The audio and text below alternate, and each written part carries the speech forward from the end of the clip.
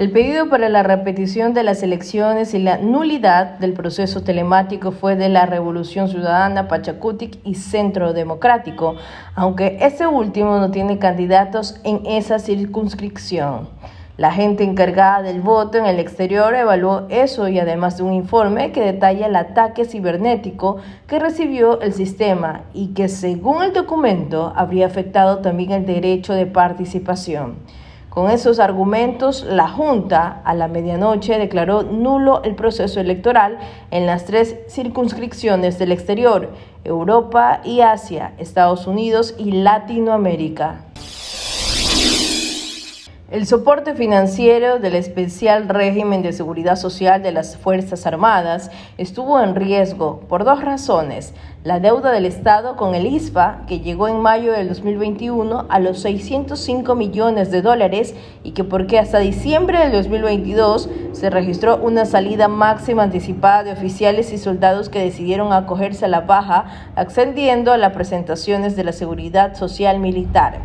Inesperadamente se fueron 2.182 aportantes, 172 oficiales y 1.200 miembros de la tropa. Apenas el 19% abandonó el uniforme porque llegó en fin sus carreras. El 80% restante corresponde a salidas voluntarias, que generalmente ocurre una vez que cumplen los 20 años de servicio. Así lo indica Frank Landázuri, director general del ISFA. El exalcalde de Quito, Jorge Yunda, quedó suspendido de sus derechos políticos por 2 años, al haber cometido una infracción electoral muy grave, según determinó el Tribunal Contencioso Electoral. El pasado 25 de agosto del 2023, los conjueces Jorge Baeza, Solimar Herrera y Francisco Hernández emitieron un auto de aclaración y ampliación de sentencia, en la que dejan en firme lo resuelto por el Pleno del TCE el pasado 19 de agosto. Yunda fue sancionado por haber incumplido la resolución dictada por el Pleno del Tribunal Contencioso Electoral, ejecutoriada el 8 de julio del 2021, mediante la cual se ratificó la decisión del Consejo Metropolitano de Quito de remover al exalcalde. En su camino para llegar a la Asamblea Nacional en los comicios anticipados, el exministro del Interior, Patricio Carrillo Rosero, ha afrontado una serie de trabas derivadas del juicio político en su contra, el cual se realizó el 23 de febrero del 2023. Al principio, su candidatura fue impugnada en el CNE y ahora se presenta otro problema, pues el Ministerio del Trabajo certificó que está inhabilitado para ejercer cargo público. Ahora, el excomandante de la Policía Nacional busca alternativas para llegar al legislativo, desde que era jefe de operaciones de la institución uniformada. Carrillo ha estado envuelto en críticas y su nombre se dio a conocer tras el paro de octubre del 2019. Luego fue comandante general de la institución uniformada y finalmente ministro del Interior del presidente Guillermo Lasso. La noche del sábado 26 de agosto del 2023, el Pleno del CNE aprobó el diseño de la papeleta electoral del binomio presidencial para la segunda vuelta electoral que será el 15 de octubre. Los consejeros resolvieron que la papeleta sea del mismo color que la que se utilizó en la primera vuelta, a pesar de que Elena Nájera pidió que se considere utilizar un color más neutro como gris. Los demás miembros del CNE consideraron que no era necesario porque ese color no pertenece a ningún partido político. El orden de los candidatos corresponde al número de la lista de cada uno. Los candidatos Luisa González y Daniel Noboa toman diferentes rumbos en la estrategia de su campaña electoral, a miras de la segunda vuelta que será el próximo 15 de octubre del 2023. Noboa expone su mensaje: empleo, seguridad, trabajo y educación. El sábado recorrió el norte de Manabí y llegó a El Carmen en Junín, mientras que este domingo fue a Puerto Viejo y Manta. Luisa González cambió su apariencia, luce deportiva y ya no repite el discurso de que ya lo hicieron. Ahora manifiesta que falta poco para transformar el miedo y la violencia en protección y bienestar. Pero su mensaje ya no es confrontativo, sino de unión y de esperanza. La mañana de este sábado 26 de agosto del 2023, un accidente se produjo en el sector de San Carlos, en el norte de Quito. Como resultado del siniestro, una persona falleció. Eso es lo que han informado las autoridades al momento. Al momento se desconoce si es que la persona que falleció iba a bordo del taxi o en la moto. Lo único que señalaron los bomberos de la capital es que producto del siniestro en la colisión de ambos vehículos. El hecho habría ocurrido aproximadamente a las 21 horas en la comunidad de Taseche, parroquia de Tonsupa.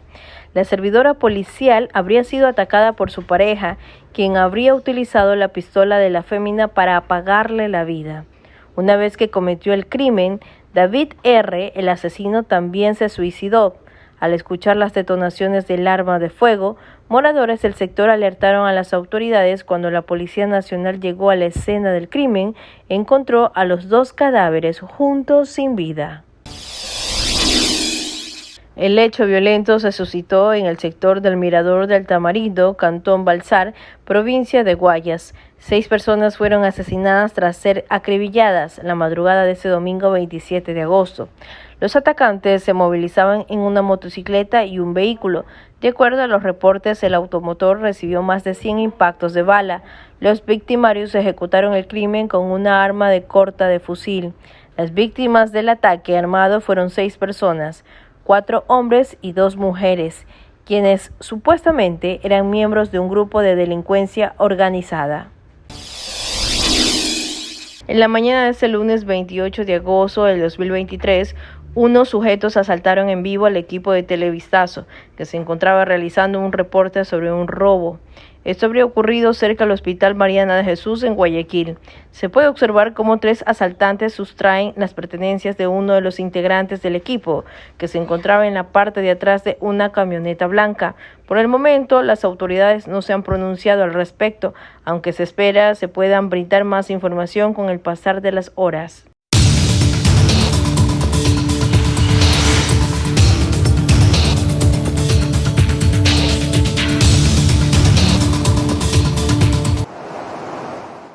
Trevian Cuti, una publicista acusada de influenciar testigos y conspirar para presionar por falsos testimonios, fue la última en entregarse a la justicia junto con Stephen Lee, un pastor de Chicago acusado de los mismos cargos relacionados con los esfuerzos para revertir los resultados de las elecciones presidenciales de 2020 en Georgia.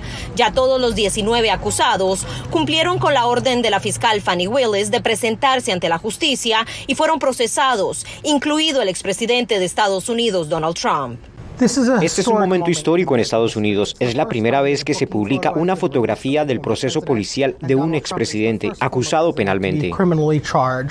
Trump enfrenta 91 cargos criminales en 4 jurisdicciones y fue procesado en la cárcel del condado de Fulton, donde se le tomó la primera fotografía de registro judicial, una imagen que fue publicada por las autoridades y por el mismo Trump en la red social X, diciendo "nunca te rindas". Esta fotografía puede ser la fotografía del año, a pesar de estar bastante mal iluminada. Ya está saliendo en camisetas, ya está saliendo en tazas de café. De ambos lados la van a usar para expresar lo que ellos ven en la foto. Tras fotografiarse y quedar bajo libertad condicional con una fianza de $200,000, Donald Trump habló sobre su cuarta entrega ante la justicia. Lo que ha ocurrido aquí es una parodia de la justicia. No hicimos nada malo, no hice nada malo, y todo el mundo lo sabe. Lo que están haciendo es interferencia electoral. Están tratando de interferir con la elección. Donald Trump asegura ser inocente e indicó que está preparado para defenderse de los 13 cargos en su contra en la corte. Sus simpatizantes y detractores tienen su propio veredicto. El lado trumpista obviamente ve un héroe que está siendo perseguido por la justicia y el lado antitrumpista ve un delincuente.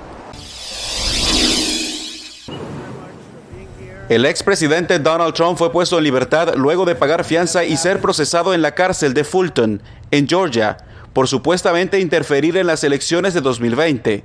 Este es solo el primer paso de un prolongado juicio en Atlanta que llevaría a la próxima audiencia de presentación, probablemente en 3 semanas. La lectura de cargos y la declaración de culpabilidad o no culpabilidad serán luego de una serie de reuniones que en gran medida serán realizadas por abogados sin la presencia de los imputados, en las que se dictan impugnaciones probatorias. El catedrático prevé posibles negociaciones que contemplaría postergaciones, transferencia de documentos e información, e incluso no se descarta un cambio de jurisdicción hacia la Corte Federal de alguno de los 19 acusados. Ya podemos comenzar a ver algunos desafíos al respecto con las peticiones para retirar un par de casos a un tribunal federal. Incluso si estos no tienen éxito, si logran fechas separadas, por razones de debido proceso es posible que les concedan fechas de juicio posteriores. La fiscal propuso marzo de 2024 para el inicio del juicio, aunque se mostró a favor de adelantarlo para octubre tras la petición de uno de los 18 coacusados. Otra de las modalidades que podrían utilizarse en el juicio son las audiencias virtuales o incluso el recurso de no comparecencia, previa negociación con la defensa. Probablemente no habrá 19 acusados que realmente vayan a juicio, pero aún así es probable que haya bastantes. Y como han visto en la acusación, hay 41 cargos. Hay muchísimos actos manifiestos diferentes que necesitan ser probados. Por su naturaleza será un juicio muy largo. Cambiamos de información. 5 personas murieron en una serie de tornados en Michigan y Ohio. Las tormentas han dejado a unos 700,000 hogares sin electricidad debido a la caída de líneas eléctricas. Árboles y techos de viviendas también fueron derribados por los vientos que alcanzaron 121 kilómetros por hora. En el oeste de Michigan, autoridades del condado Kent informaron que una mujer de 21 años y 2 niñas murieron este jueves por la noche después de que 2 vehículos chocaran frontalmente mientras llovía. Con firmeza, el gobierno ruso niega acusaciones de Estados Unidos por la presunta muerte de Yevgeny Prigozhin, líder del grupo Wagner, que muchos califican como el ejército mercenario privado más peligroso del mundo. Ahora se especula mucho sobre este accidente aéreo y las trágicas muertes. Por supuesto, en Occidente, todas estas especulaciones se presentan desde un ángulo bien conocido. Todo esto es una absoluta mentira y es necesario basarse exclusivamente en los hechos a la hora de abordar este tema. Las pesquisas del presunto accidente en terreno están solo en manos de los rusos. Mientras tanto, investigaciones externas tienen lugar ante dudas de transparencia de la información entregada. Gran parte del desafío que enfrenta Putin ahora es manejar esta narrativa, asegurando que haya enviado una amenaza fuerte y realmente efectiva a cualquiera que pueda estar cuestionando su poder o tratando de oponerse a él, pero también asegurando que pueda asegurar lealtad. Expertos estiman que aunque la muerte física del líder no pueda confirmarse, este hecho causa su muerte política, lo que tiene impacto inmediato en áreas de acción de estos mercenarios que han hecho incluso presencia en América Latina. ¿Quién los va a reemplazar? ¿Puede ser reemplazado? ¿Y qué pasará con el grupo Wagner? Porque el grupo Wagner lucha en Ucrania, pero también trabaja mucho en África. Está apoyando a los cazadores en Mali y Sudán, y donde quiera que vayan, hay violaciones de derechos humanos y otros problemas. Por eso Estados Unidos está preocupado por la seguridad de Ucrania y la estabilidad en África. Cada vez que hay un cambio en el liderazgo de una organización grande como esta, hay abucheos, desconexiones, etc. Por eso, creo que habrá muchas interrogantes en el futuro sobre quién controlará varios elementos del imperio Wagner, cuán efectivo será ese liderazgo y cuán estrechos serán los contactos con el Kremlin. Los CDC han detectado una nueva variante del COVID, denominada BA2.86. Solo se han reportado 9 casos en el mundo, 2 de ellos en Estados Unidos. Y los expertos afirman que esta variante requiere una vigilancia más intensa, porque tiene más potencial para evadir los anticuerpos que proporcionan las vacunas. Una de las cosas que todos sabemos con los virus es que los virus están permanentemente cambiando. Una cosa que ellos hacen, que los virus hacen, es que evolucionan. Estas mutaciones se denominan variantes y definen qué tan contagioso es un virus, qué tan bien responde al tratamiento y qué tan gravemente afecta a las personas. 9 casos a nivel mundial se reportan con la nueva variante hasta el 23 de agosto. 2 en Estados Unidos, 3 en Dinamarca, 2 en Sudáfrica, 1 en Israel y 1 en el Reino Unido. De la nueva variante no hay evidencia de que esté causando enfermedades graves.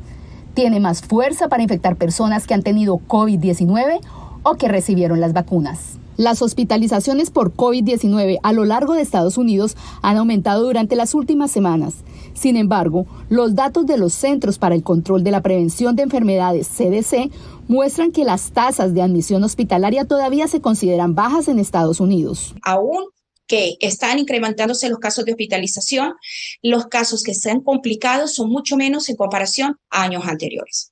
Los CDC dijeron que compartirán más información a medida que se completen más estudios sobre la nueva variante. Entre tanto, algunas empresas y entidades de salud han regresado al uso obligatorio de mascarillas.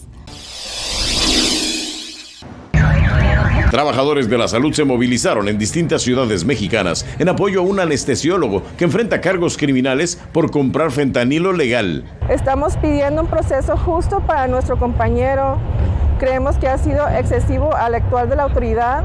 Gustavo Aguirre, médico de Los Cabos, denunció en redes sociales que las autoridades federales requisaron su casa tras adquirir 4 cajas de ampolletas del anestésico. Dice tener todos los permisos. Que hagan la ley y que dejen de andar abusando. El presidente de México defendió a su gobierno. Hay que esperar a ver cómo está la investigación. A principios del año, la DEA denunció que la administración López Obradorista no cooperaba adecuadamente en el combate al tráfico de fentanilo ilegal, causante de más de 70,000 muertes por sobredosis en Estados Unidos. Luego México endureció su ley para el manejo de los precursores para producir esa droga. Es una política pública reactiva a un problema que nos están queriendo imponer por parte de los Estados Unidos. Este investigador advirtió de las consecuencias. Los que van a sufrir en un futuro van a ser pacientes que efectivamente necesiten de manera legal esto para operaciones médicas. Y eso es en parte lo que denunciaron los manifestantes. Los médicos aseguran que en los hospitales mexicanos escasea el fentanilo legal y que en ocasiones ellos lo compran como una forma de ayudar a los pacientes. Con este hecho creo que muchos tendrán miedo de hacer estos actos de apoyo social. Un juez ordenó que regresaran su casa al doctor Aguirre. Así lo hizo la Fiscalía Federal, pero de inmediato la volvió a incautar y abrió una nueva investigación contra su esposa. Pues les voy a decir algo. No voy a dimitir. No voy a dimitir. No voy a dimitir. No voy a dimitir. No voy a dimitir. Luis Rubiales ha puesto el foco en Jennifer Hermoso diciendo que el beso fue consentido. Mutuo, eufórico y consentido, que esta es la clave. Esta es la clave de todas las críticas, de todo el proceso que se ha montado en este país, de que fue sin consentimiento. No, fue consentido. Se han producido muchas reacciones a estas declaraciones que parece que hablen de un hecho diferente al que todos vimos por televisión. Bueno, es que yo creo que en ningún momento se tendría que meter a Jenny, no fue ella la que fue a dar el beso a nadie, ¿no? Es él el que ha hecho lo que no debería y no olvidemos que es el presidente de la Federación Española de Fútbol. Ayer la FIFA abrió un expediente disciplinario contra Luis Rubiales, poniendo en peligro las esperanzas que tiene la Federación Española de Fútbol de organizar los Juegos Mundiales de 2030. Por su parte, el gobierno español ha activado los mecanismos necesarios para forzar su marcha. Recordemos que hay varias denuncias interpuestas contra Luis Rubiales por estos hechos. Aceptaron las medidas cautelares a partir de la serie de indicaciones que hay que nos hacen temer la existencia de amenazas directas en contra de mi persona. Así, el presidente electo de Guatemala confirmó que ha recibido amenazas de muerte, por lo cual la Comisión Interamericana de Derechos Humanos otorgó medidas cautelares para él y la vicepresidenta electa, Karin Herrera, tras considerar que se encuentran en una situación de gravedad y urgencia de riesgo de daño irreparable a sus derechos. A través de un comunicado, la CIDH reveló la existencia de 2 amenazas. La primera refiere que el 15 de agosto el equipo de seguridad del presidente electo recibió información de al menos 3 fuentes distintas provenientes de instituciones estatales sobre un plan para asesinarlo con participación de agentes estatales e individuos particulares. Y la segunda proveniente de estructuras criminales de pandillas, según el Ministerio Público. Información relacionada a estructuras criminales de pandillas que podría poner en riesgo la vida del señor César Bernardo Arévalo de León. En respuesta, el Ministerio de Gobernación anunció que ya se reunió con Arévalo y acordó realizar un análisis de riesgo para fortalecer los dispositivos de seguridad conforme a las necesidades y recomendaciones de la CIDH. Arévalo lo confirmó. Estamos coordinando con el Gobierno de la República, que ya respondió y dijo que vamos a establecer las medidas necesarias. Arévalo confirmó que seguirá su agenda cotidiana pese a dichas amenazas. Centroamérica le dio la bienvenida a China como miembro observador de su parlamento, y para ello expulsó a Taiwán, una isla que Pekín considera parte de su territorio y que algunos países del mundo reconocen como una república independiente. La Asamblea Plenaria del Parlamento Centroamericano, Parlacén, aprobó por mayoría de votos la incorporación de la República Popular China como Estado observador del órgano ante el Parlacén. La mayoría de los 120 diputados centroamericanos que integran el Parlamento consideran que China debe ocupar esa posición, puesto que de los 8 países del Istmo, 6 tienen relaciones diplomáticas con China. Representa una amenaza para la democracia centroamericana. Para el exdiplomático costarricense Ricardo Lizano, la incorporación de China al Parlamento Centroamericano representa una amenaza para Estados Unidos, puesto que China aspira a tener mayor presencia política y comercial. Lo que le importa es su presencia en la región y desde allí una forma de desafiar la hegemonía norteamericana tradicional en la región que cada vez se ve más lejos.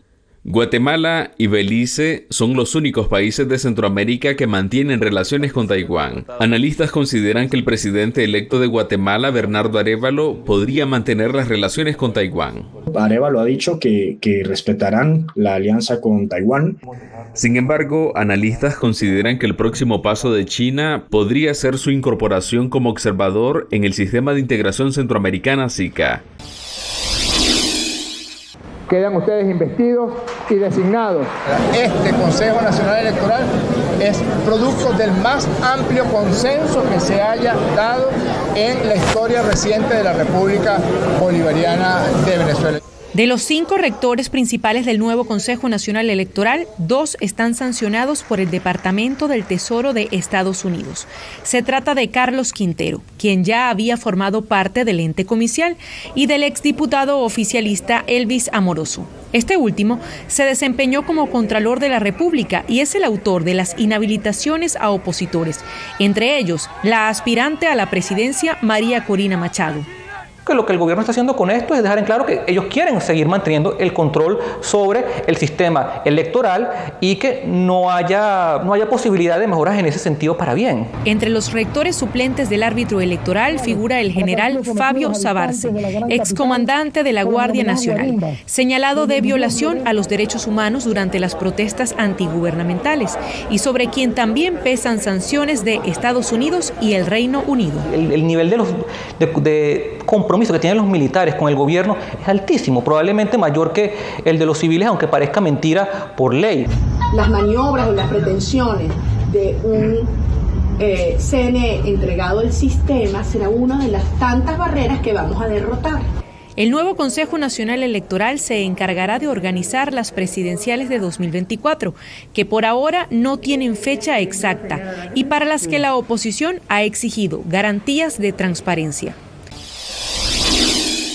Chandrayaan-3, la nave espacial no tripulada que envió India a la Luna, ya envió su rover a explorar la superficie del astro. Este jueves, Pragyan, como se llama este robot, envió sus primeras imágenes descendiendo de una rampa hacia el satélite natural de la Tierra. El hecho se logra luego de que el miércoles la nave espacial hiciera historia al alcanzar el polo sur lunar, lo que permitió a la India convertirse en la primera nación en llegar a esa área inexplorada que se cree contiene agua congelada. India también es el 4º país en lograr un alunizaje. Con estas imágenes llegamos al final de esta emisión. Gracias por acompañarnos durante esta semana.